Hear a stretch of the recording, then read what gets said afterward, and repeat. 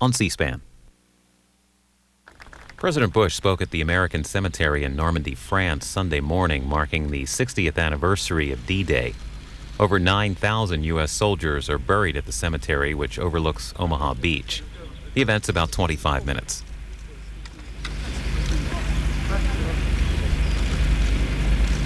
We gotta go. What do you got?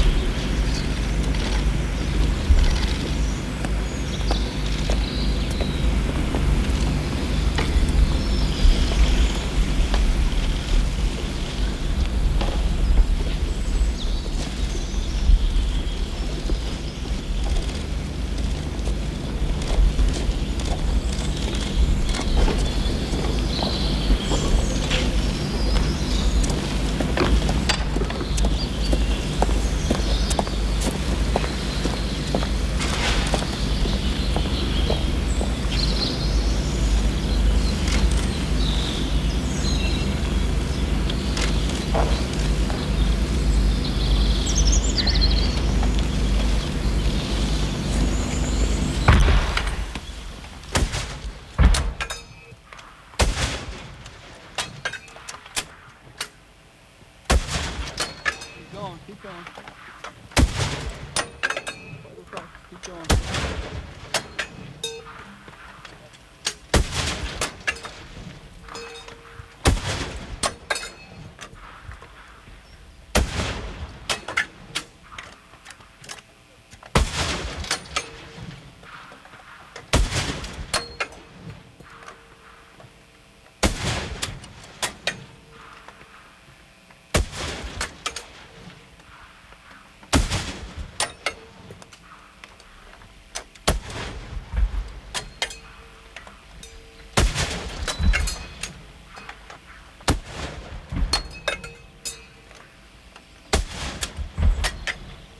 One more time.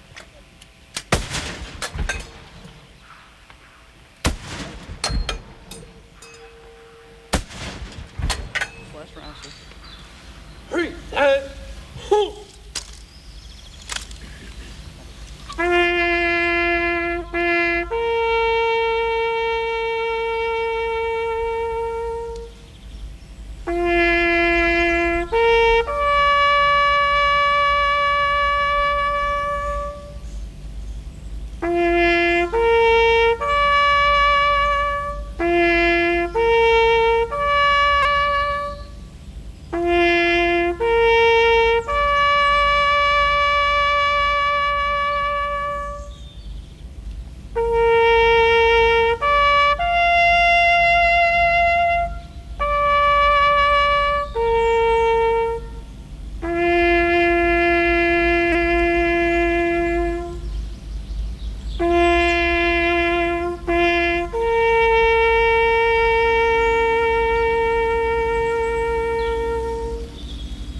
Right shoulder.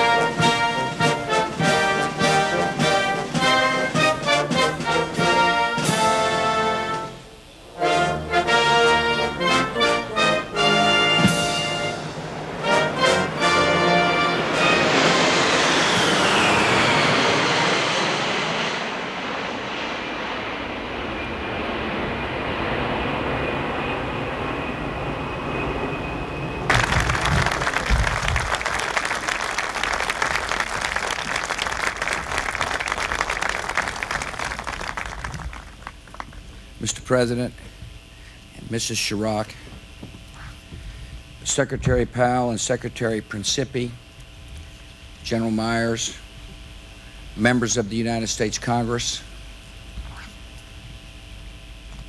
my fellow Americans, ladies and gentlemen. It is a high honor to represent the American people here at Normandy on the 6th of June, 2004. 20 summers ago, another American president came here to Normandy to pay tribute to the men of D-Day. He was a courageous man himself and a gallant leader in the cause of freedom. And today we honor the memory of Ronald Reagan.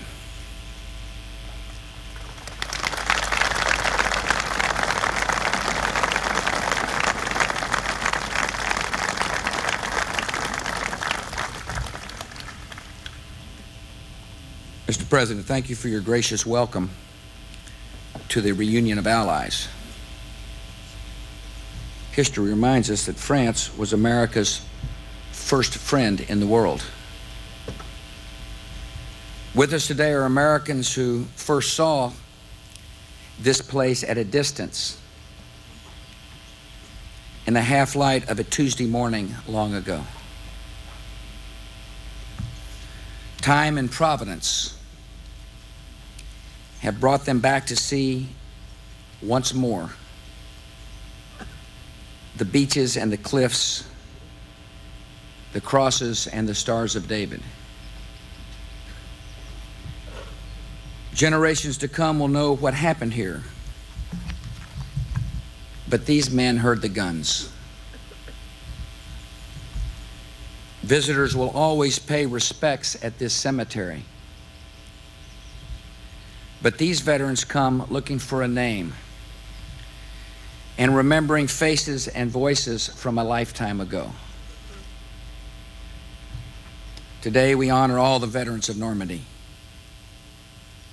and all their comrades who never left.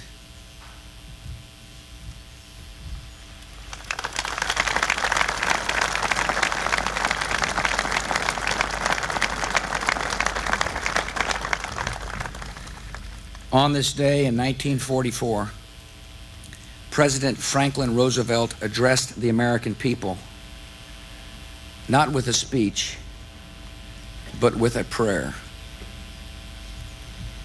He prayed that God would bless America's sons and lead them straight and true. He continued, "They will need thy blessings.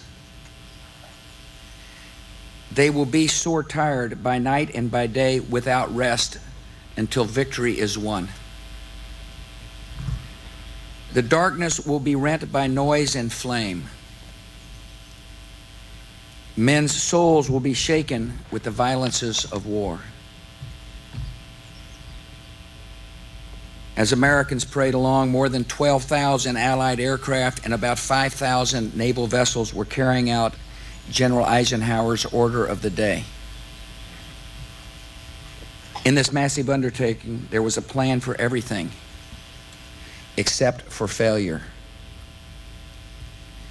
Eisenhower said, "This operation is planned as a victory, and that's the way it is going to be." They had waited for one break in the weather, and then it came. Men were sent in by parachute and by glider. And on this side of the channel, through binoculars and gun sights, German soldiers could see coming their way the greatest armada anyone had ever seen. In the lead were hundreds of landing craft, carrying brave and frightened men. Only the ones who made that crossing can know what it was like. They tell of the pitching deck, the whistles of shells from the battleships behind them,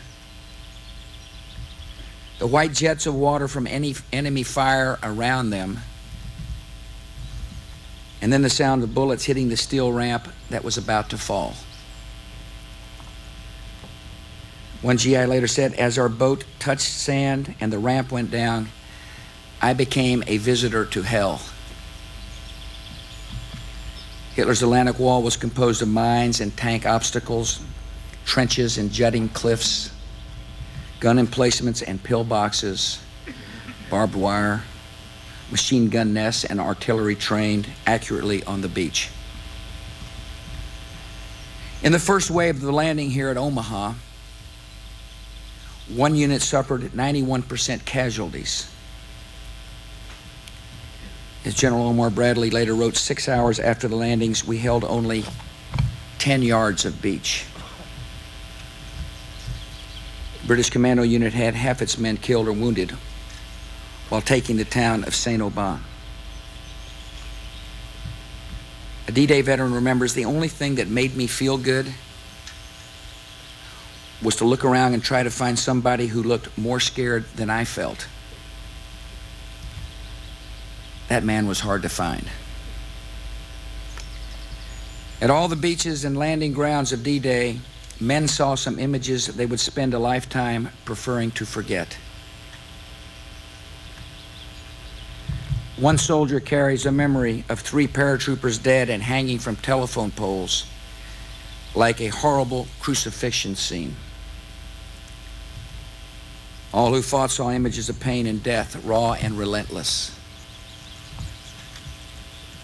The men of D-Day also witnessed scenes they would proudly and faithfully recount. Scenes of daring and self-giving that went beyond anything the Army or the country could ask.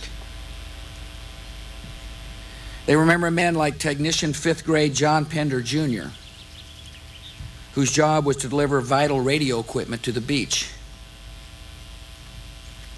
He was gravely wounded before he hit shore, and he kept going. He delivered the radio, and instead of taking cover, went back into the surf 3 more times to salvage equipment. Under constant enemy fire, this young man from Pennsylvania was shot twice again and died on the beach below us. The ranks of the Allied Expeditionary Force were filled with men who did a specific assigned task. From clearing mines to unloading boats to scaling cliffs, whatever the danger, whatever the cost. And the sum of this duty was an unstoppable force. By the end of June 6, 1944, more than 150,000 Allied soldiers had breached Fortress Europe. When the news of D-Day went out to the world understood the immensity of the moment. The New York Daily News pulled its lead stories to print the Lord's Prayer on its front page. In Ottawa, the Canadian Parliament rose to sing God Save the King and the Marseillaise. Broadcasting from London, King George told his people, this time the challenge is not to fight to survive, but to fight to win. Broadcasting from Paris,